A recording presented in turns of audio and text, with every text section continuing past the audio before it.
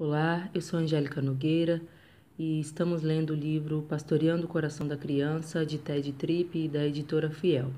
Vamos ao capítulo 4. Você está no comando.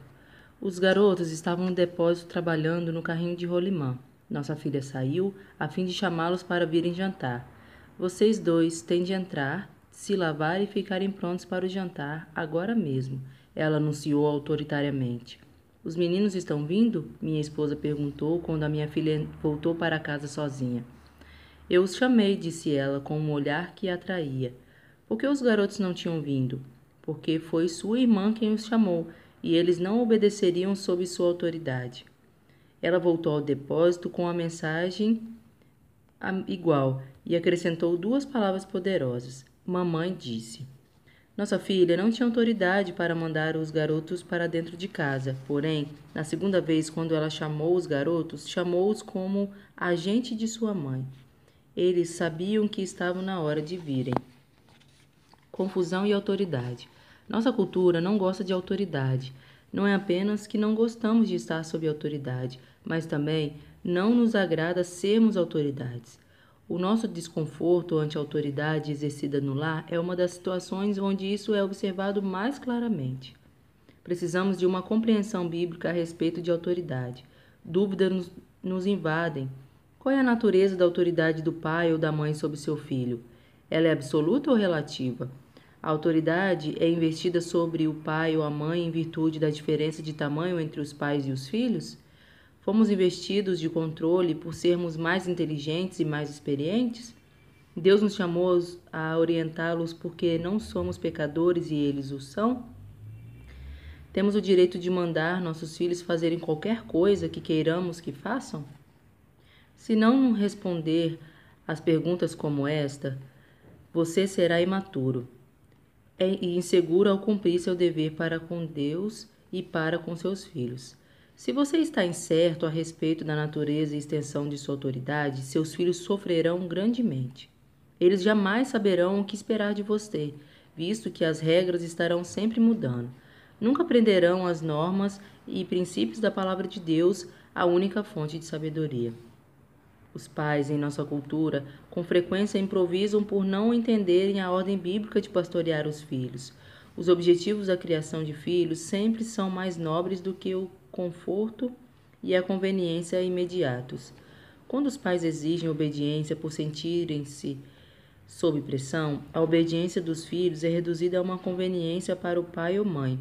Os pais cristãos devem ter uma clara compreensão de uma sadia e santa criação de filhos, e estes devem ser treinados no sentido de saberem que Deus sempre os chama à obediência. Chamado para estar no comando.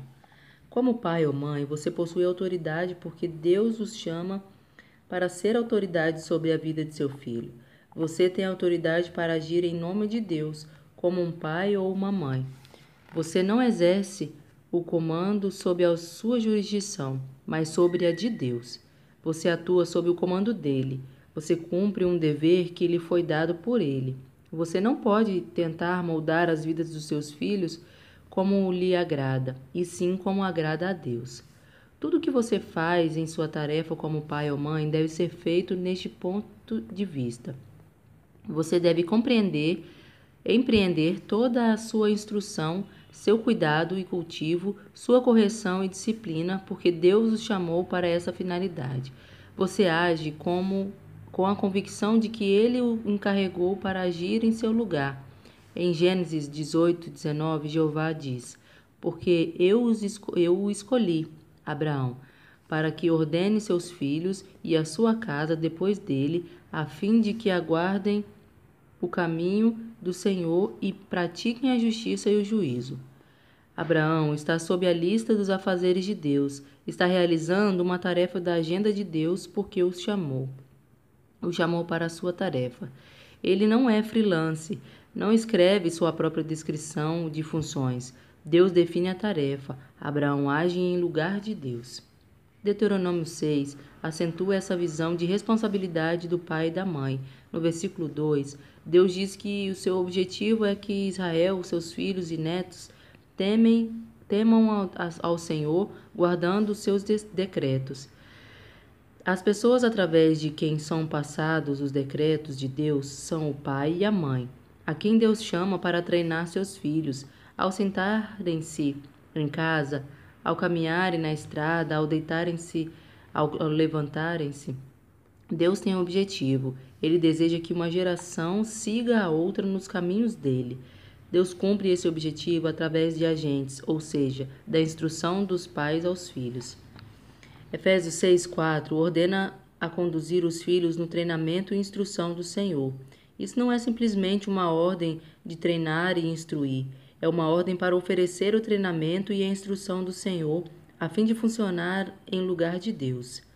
Entender esse simples princípio capacita-os a pensar claramente sobre sua tarefa essencial e instrução no Senhor. Então você também é uma pessoa sob autoridade.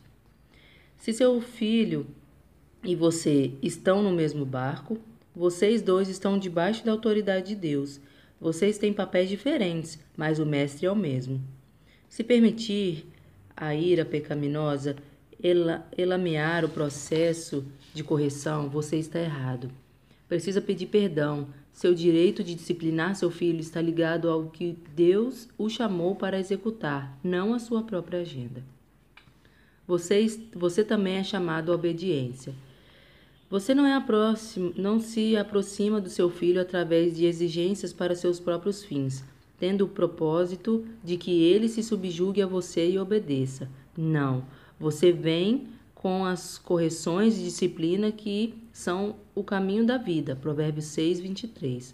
Você, em lugar de Deus, leva seu filho a obedecer, porque antes Deus já o comissionou à obediência. Recordo-me de muitas conversas assim. Você não obedeceu ao papai, não é? Não. Lembre-se de que Deus diz que o papai precisa fazer se você obedecer? Bater em mim? Isso mesmo. Eu preciso bater em você. Se eu não o fizer, não estarei desobedecendo a Deus. Então estarei desobedecendo a Deus. Você e eu estaríamos ambos errados. Isso não seria bom nem para você, nem para mim, seria? Não, uma resposta relutante. O que este diálogo está comunicando a seu filho? Você não está batendo nele porque você é mau. Não o está forçando a submeter-se a você somente por detestar a insolência. Não está com raiva dele. Você, tanto quanto ele, está sob a lei e a autoridade divina. Deus o chamou a uma tarefa da qual você não pode fugir. Portanto, está atuando sob a lei de Deus. Está exigindo obediência porque Deus diz que tem de fazê-lo. Confiança para agir. Neste ponto, há uma tremenda liberdade para os pais. Quando dirige, corrige ou disciplina, você não está agindo por sua própria vontade, está agindo em lugar de Deus. Não tem de pensar se é correto assumir o comando. Você com certeza não necessita de permissão de seu filho. Deus lhe deu um dever a cumprir. Por isso, o endosso de seu filho não é necessário. Mandato para agir. Entender que você é o agente de Deus como pai e mãe diz respeito não apenas ao direito de agir. Esse gerenciar fornece também o mandato para agir. Não há escolha, você tem de governar seus filhos. Você está agindo em obediência a Deus. Esse é o seu dever. Para ilustrar, no estado da Pensilvânia, onde moro, a lei requer que as escolas denunciem qualquer caso de suspeita de abuso ou excesso de disciplina contra as crianças. Esta lei não prevê simplesmente o direito de relatar o abuso. Ela exige que o abuso seja relatado. O diretor da escola não tem o direito à discrição, a fim de decidir se vai ou não relatar o abuso à criança. A lei exige o relato. Da mesma forma, o fato de você ser chamado por Deus a ser uma autoridade no treinamento de seus filhos não lhe dá apenas o direito, mas também a responsabilidade de treinar. Como um administrador de escola, observo que a maioria dos pais não entende o quanto é próprio e necessário estar no controle da vida de seu filho. Em vez disso, os pais assumem o papel de conselheiro. Poucos estão desejosos a dizer, por exemplo, preparei aveia para o seu café da manhã. É alimento bom e nutritivo, quero que você coma. Em um outro dia, vamos ter algo que você goste mais. Muitos estão dizendo: o que você quer para o café da manhã? Você não quer a aveia que eu preparei? Você quer alguma outra coisa? Isso soa muito bondoso e bem educado, mas o que realmente está acontecendo? A criança está aprendendo que ela é quem realmente decide. O pai ou a mãe apenas sugere as opções. O cenário se repete na experiência de crianças pequenas na escolha de roupa, horário, escolhas sociais, tempo de lazer e assim por diante. Quando a criança chegar aos 6, 8 ou 10 anos de idade, será dona de si mesma. Na idade de 13 anos, estará fora de controle. Os pais podem adular, pedir, suplicar, frustrados e irados, gritar e ameaçar, mas a criança é seu próprio senhor. O pai ou a mãe já há muito tempo desistiram da prerrogativa da tomada de decisão na vida da criança. Como isso aconteceu? Infiltrou-se na idade muito tenra da criança, quando o pai ou a mãe tornavam cada decisão uma variedade de escolhas para a criança decidir. Alguns podem argumentar: as crianças só aprendem a tomar decisões se os pais lhe permitirem tomá-las. Queremos que as crianças aprendam a tomar decisões saudáveis. Isso deixa de lado a questão mais importante. Elas farão boas decisões se observarem pais fiéis em modelar e instruir, em seu benefício através da sábia orientação e decisão. Até mesmo ao tomarem uma decisão, a importância primária é as crianças estarem debaixo de autoridade. Ensine seus filhos que Deus os ama tanto a ponto de dar-lhes pais a fim de que eles lhes sejam autoridades amáveis, cujo propósito é ensiná-los e guiá-los. As crianças aprendem com você a tomarem as decisões sábias. Os pais precisam estar dispostos a estarem no comando. Você deve comandar de um modo benevolente e gracioso, porém precisa ser autoridade sobre seus filhos. Definindo a criação de filhos. Reconhecer que Deus os chamou para funcionar como agentes dele define sua tarefa como pai ou mãe. Nossa cultura reduziu a criação de filhos ao cuidar. Os pais frequentemente veem a tarefa reduzida a estes termos. A criança precisa de alimento, roupas, camas e um certo tempo de qualidade no relacionamento com os pais. Em forte contraste com este ponto de vista enfraquecido, Deus os chamou a uma tarefa mais profunda do que ser alguém que cuida. Você pastoreia seu filho em obediência a Deus. A tarefa que Deus lhe deu não é do tipo que pode ser agendada convenientemente. Ela é uma tarefa intensiva. O treinamento e o pastoreio acontecem sempre que você está com seus filhos, ao acordar, ao andar, conversar ou descansar. Você precisa estar envolvido em ajudar seu filho a entender a vida, a si mesmo e as suas necessidades a partir da perspectiva bíblica. Deuteronômio 6, 6 e 7. Ao enganjar-se no pastoreio de seus filhos, você precisa ter intimidade no relacionamento. Você tem de entender como seus filhos agem e reagem. Se você tiver de orientá-los no caminho do Senhor, assim como Gênesis 18 ordena, precisará conhecê-los e suas inclinações. Essa tarefa requer mais do que simplesmente prover alimento, roupa e teto adequados. Objetivos claros. É instrutivo perguntar aos pais que concretos objetivos de treinamento têm para seus filhos. A maioria dos pais não podem prover com rapidez uma lista contendo os pontos fortes e fracos de seus filhos. Também não consegue expressar o que estão fazendo para fortalecer seu filho em seus pontos fracos ou estimular seus pontos fortes. Muitos pais e mães não sentam junto a fim de discutir seus objetivos de longo ou curto prazo para seus filhos. Não desenvolvem estratégias para a criação de seus filhos. Não sabem o que Deus diz sobre seus filhos e o que Ele requer deles. Pouco se pensou em métodos e abordagens que enfatizam a correção das atitudes do coração e não apenas do comportamento. Infelizmente, a maior parte da orientação ocorre como um subproduto de situação em que os filhos envergonham ou irritam seus pais. Por que é esta a situação? Nossa ideia de criar os filhos não inclui o pastorear. Nossa cultura vê o pai ou a mãe como um adulto provedor de cuidado. A qualidade de tempo é vista como diversão em conjunto. Divertirem-se juntos não é uma má ideia, mas está a anos-luz de direcionar seu filho no caminho de Deus. Ao contrário disto, Gênesis 18 convoca os pais a direcionarem seus filhos em guardarem o caminho do Senhor, praticando o que é certo e justo. Ser um pai ou uma mãe significa trabalhar para Deus, orientando os filhos em direção a Ele. Os pais têm essa responsabilidade. O exercício dessa função envolve conhecer seus filhos e ajudá-los a entender o padrão de Deus para o comportamento deles. Significa ensiná-los que são pecadores por natureza. Inclui apontar-lhes a misericórdia e a graça de Deus, demonstradas na vida e a morte de Cristo em favor dos pecadores. Humildade na tarefa. Entender nossa função de agentes de Deus pode manter-nos focalizados com a precisão e humildade na tarefa que temos como pais. Saber que corrigimos nossos filhos em obediência à ordem de Deus nos torna sóbrios. Você se põe diante dele como agentes de Deus para mostrar-lhes o pecado cometido por ele. Tal como um embaixador é consciente de atuar em nome do seu país que o enviou, assim o pai e a mãe precisam ser conscientes de que são representantes de Deus para a criança. Não conheço outra conscientização que torne um pai ou uma mãe mais sóbrio e humilde.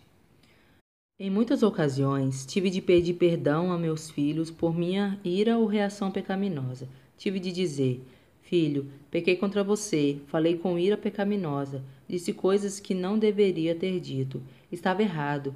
Deus deu-me uma tarefa sagrada e eu trouxe minha ira pecaminosa a essa sagrada missão. Por favor, perdoe-me. O foco de sua orientação pode ser aclarado pela compreensão de que a disciplina não é agir com base em sua agenda ou vontade, derramando sua ira contra seus filhos. Educar é agir como representante de Deus, trazendo as repreensões da vida de seu filho ou sua filha.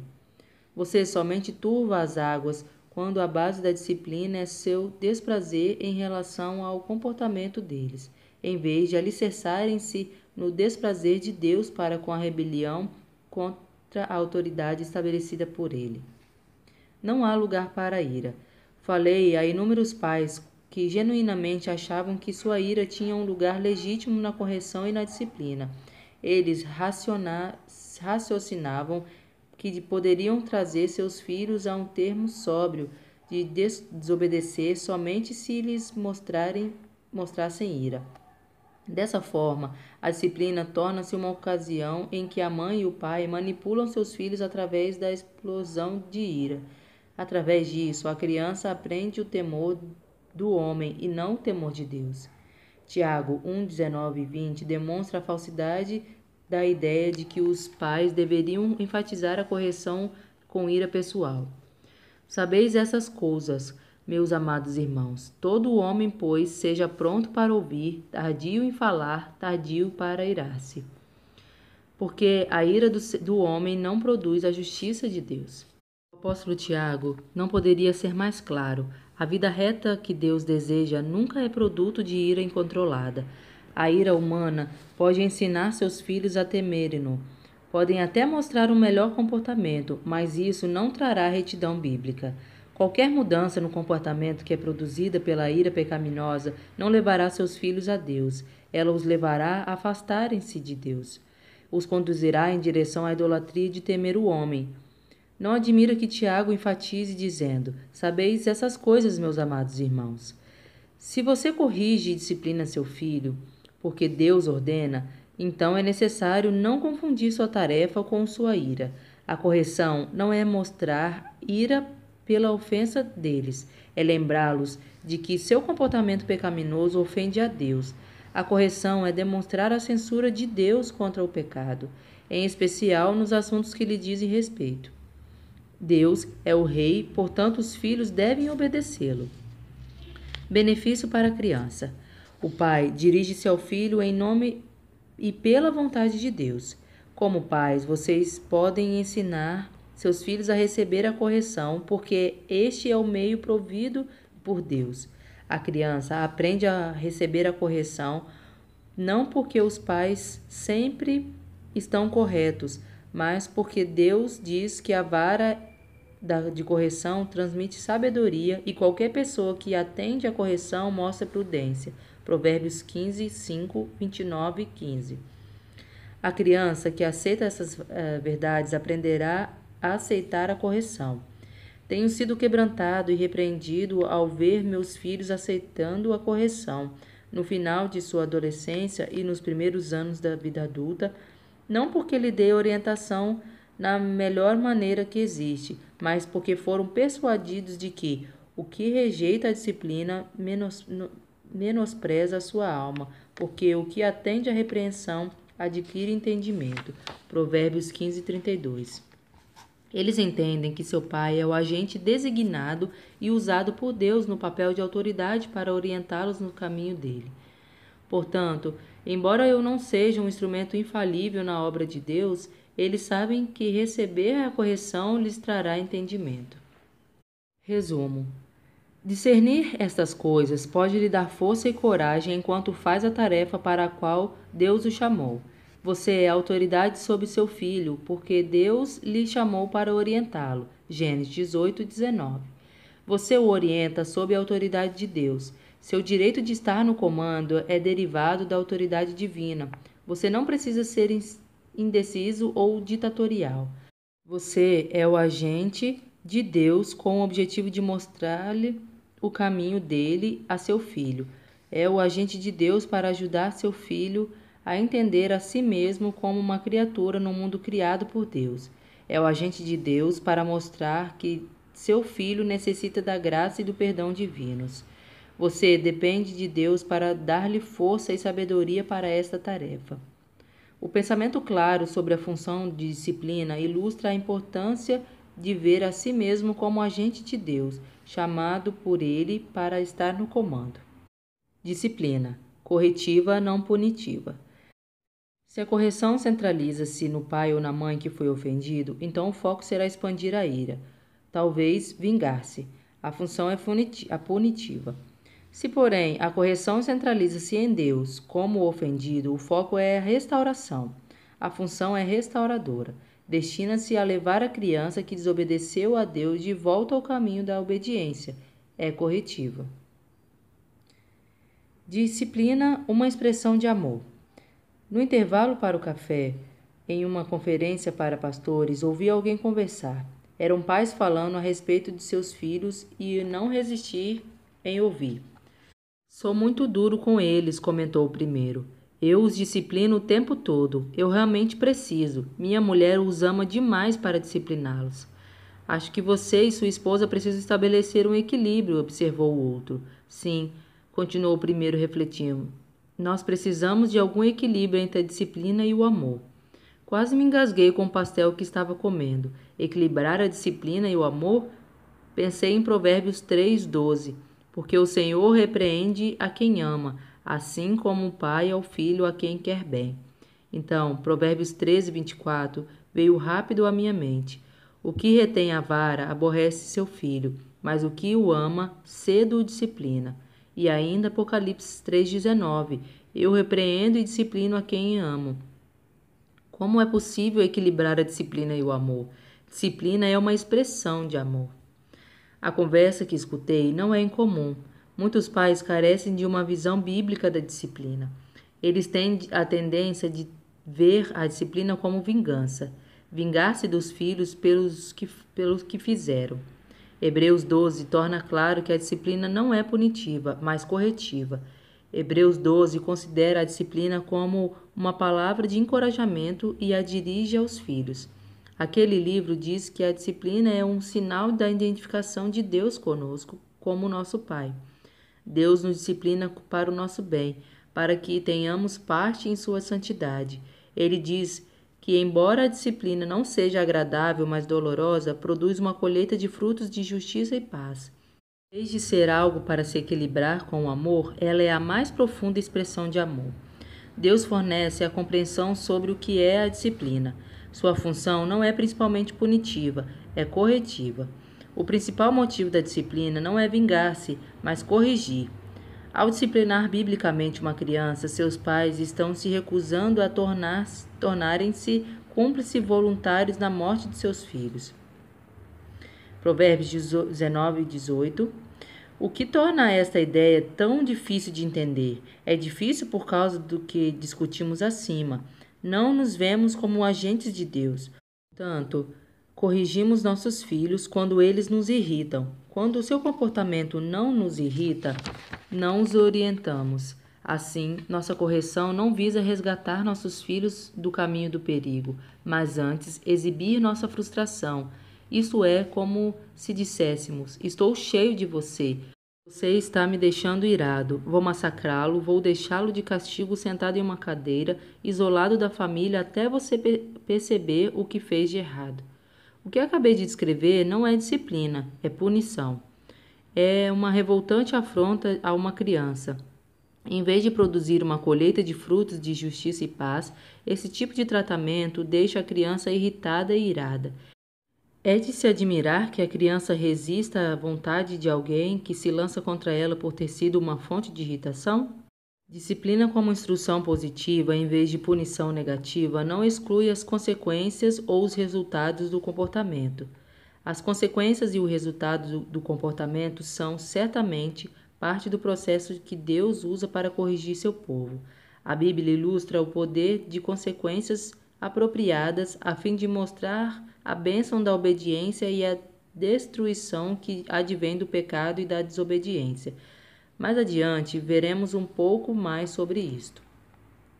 Embora seja verdade que as crianças disciplinadas são uma alegria para os pais, Provérbios 23:15 e 16:24, como agentes divinos, vocês não podem disciplinar por simples questões de interesse próprio ou conveniência pessoal. Sua correção deve estar ligada aos princípios absolutos da palavra de Deus. As questões da disciplina consistem no desenvolvimento do caráter e da honra a Deus. É o inegociável padrão que Deus nos impele à correção e à disciplina. Seu objetivo na disciplina é mover-se em direção a seus filhos e não contra eles. Você se move em direção a eles com as objeções e as solicitações de vida.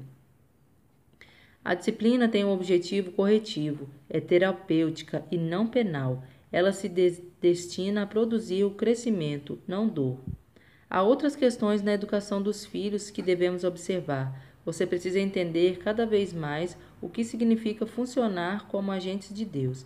Necessita preocupar-se com algo mais do que a natureza da disciplina. Os pais devem ser orientados por objetivos. No próximo capítulo, explanaremos a questão dos objetivos na criação dos filhos. Quais são os objetivos bíblicos para a educação dos filhos? Quais são as coisas na nossa cultura que nos deu e que precisam ser avaliadas e estudadas? Aplicação prática. Qual você pensa ser a natureza de sua autoridade como pai ou mãe? Como isso se encaixa com a sua visão bíblica? 2. Com que frequência a correção que você exerce em seu filho acaba em uma competição interpessoal em vez de destacar a autoridade de Deus sobre seu filho? 3. Que coisas você pode fazer para manter sua disciplina focalizada em trazer seus filhos ao caminho de vida? 4. Como você apresenta sua autoridade a seus filhos? Você se vê às vezes dizendo coisas como: eu sou seu pai ou sua mãe. Enquanto você viver aqui, vai ter que me ouvir. 5. Como você descreveria sua tarefa de disciplinar como agente de Deus? Como ver-se como agente de Deus mudará a sua maneira de disciplinar? 6. Você gostaria de gastar algum tempo e analisar o seguinte com relação à educação de seu filho: objetivos de treinamento, lista de pontos fracos e fortes, objetivos de curto e longo prazo, estratégia para a criação dos seus filhos? Chegamos ao fim de mais um capítulo e até o próximo.